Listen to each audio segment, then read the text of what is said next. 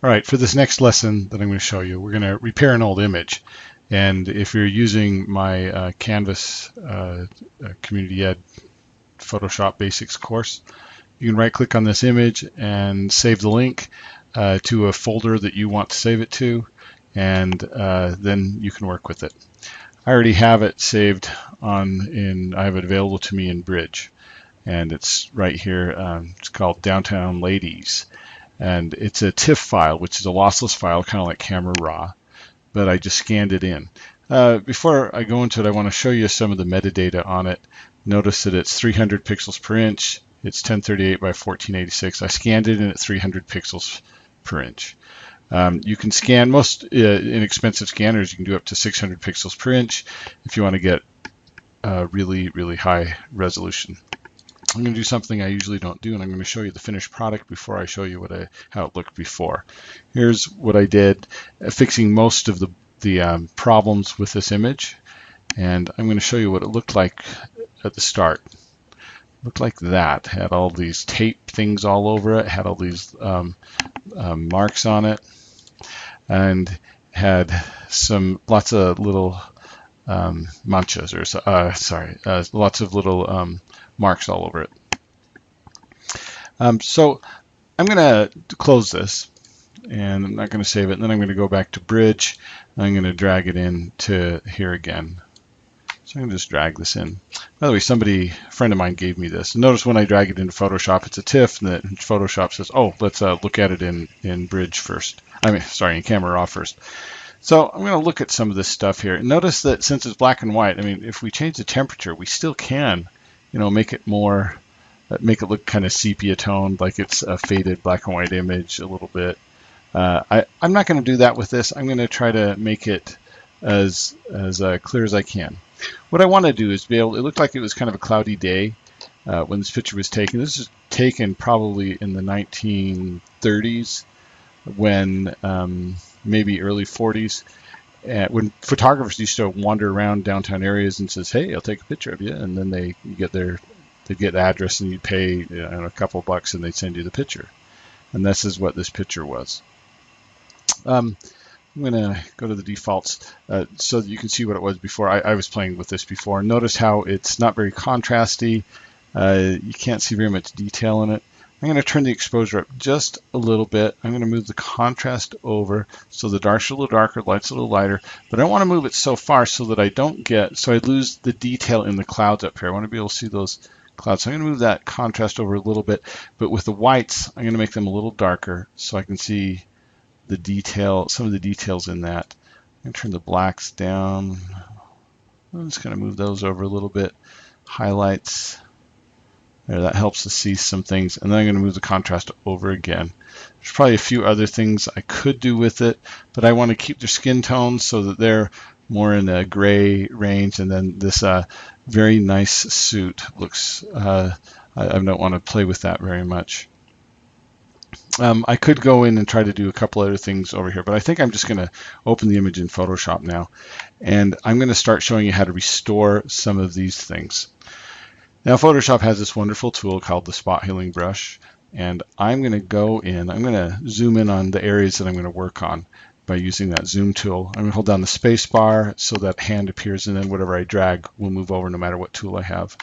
Going back to that Spot Healing Brush, remember the keyboard shortcut is J, and you see that right there. I'm going to just use the bracket key next to the P to make it larger, and then I'm going to just go right down on that, and some of those blemishes magically disappear. I'm going to show you some of the settings I have on this brush. I'm using a content aware brush. That means it's saying it's going to look for things that are around the image that it may want to use to fill in the place that I'm repairing. So it looks around this.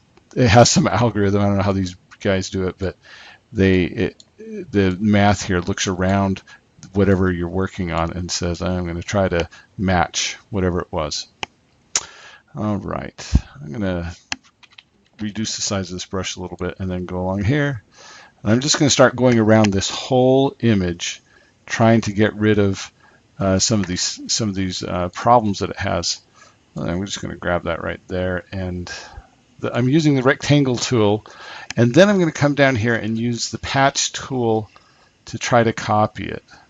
So I'm going to move this up here to the source. I didn't do it perfectly. Move it over here a little bit. Let me try destination.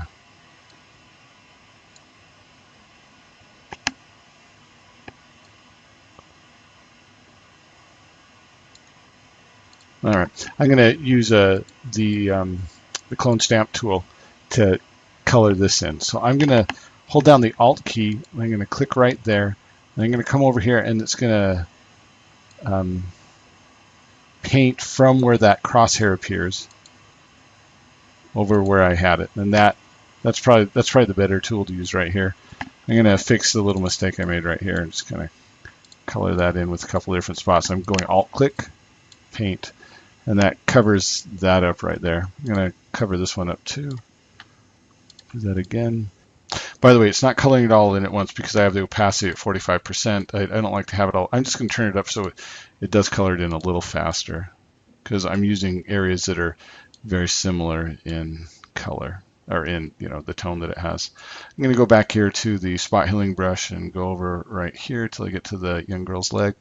I'm going to come over here and just kind of clean up those parts. That last one wasn't good, so I'm going to Control Z, and then I'm going to jump to this clone stamp tool. I'm going to hold down the Alt key right here, and I'm going to paint that right there, and that makes it so it looks better. I'm going to do that right here also. I'm going to click that and color that in. There. Get rid of those lines. Now I'm not going to try to fix the edge very much. But I am going to go through and just use this the spot healing brush to clear up some of these areas. That spot right there, that spot right there, there, and I'm going to clean up that leg a little bit. Just go right across there.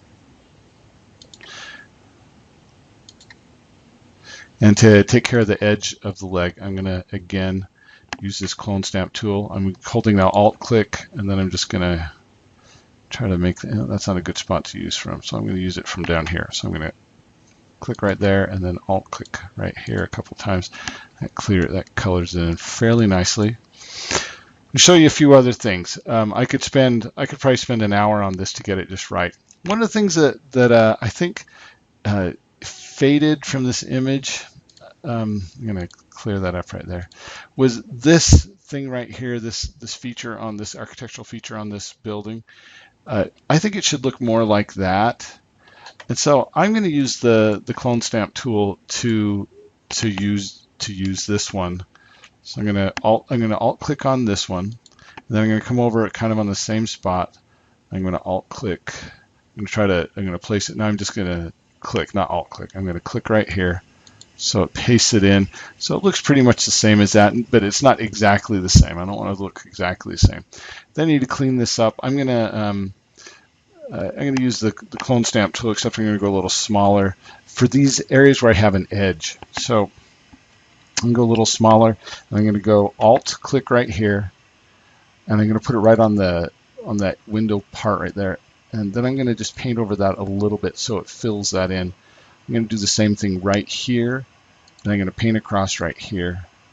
And then the rest of it I can get with spot healing brush. And that's looking pretty good. I'm going to come down here. That looks all right. Come up here. Now this right here, I want this line to look pretty much the same going across. So I'm going to use the clone stamp tool right here. Hit Alt. I'm going to make it just a little bit bigger. Go hold Alt and click. And I'm going to come down here and paint that along there. And I want that to look straight. I think I made it a little bit crooked, so I'm going to come back here and make it a little straighter.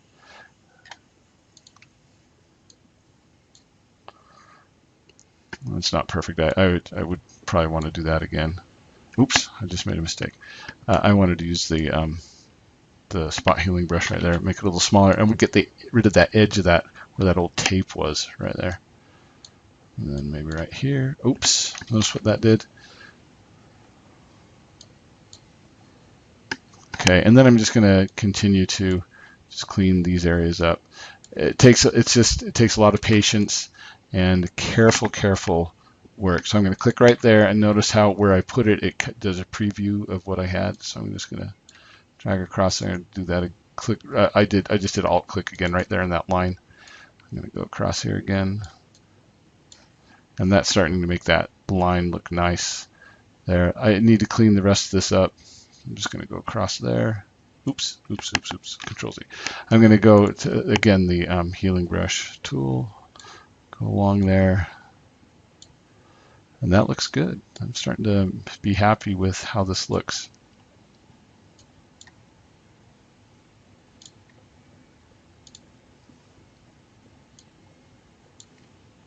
And this is what I would bound if I did do this for these folks. But as I go through and fix everything, sometimes you make a mistake and you got to figure it out. The spot healing brush tool works really good for these little spots that show up on a print like this that is old and has some dust marks, maybe from when the guy developed it, or maybe from being stored improperly. It just, people didn't know that you don't. I mean, this isn't archival. If you want to have this picture, it's 70, 80 years later, you got to store it properly, and you don't put tape over a picture. So if you're working with pictures, don't put tape over it. I'm just going to do a few more of these lines. I'm going to call it good for now. I could spend, like I said, another few, half hour on this. But I'm not going to, because I don't want you to be bored watching this. I just want to show you how to fix some of these marks that are on it so it looks natural or new again. Let's see, not new, but so it looks like it was better than before. I still have a lot of work to do right here to make that good. I fixed this area down here. Let's look at what it looked like at the very start. There's before. There's after. Lots of improvements, still improvements to be made. And that's it for this one.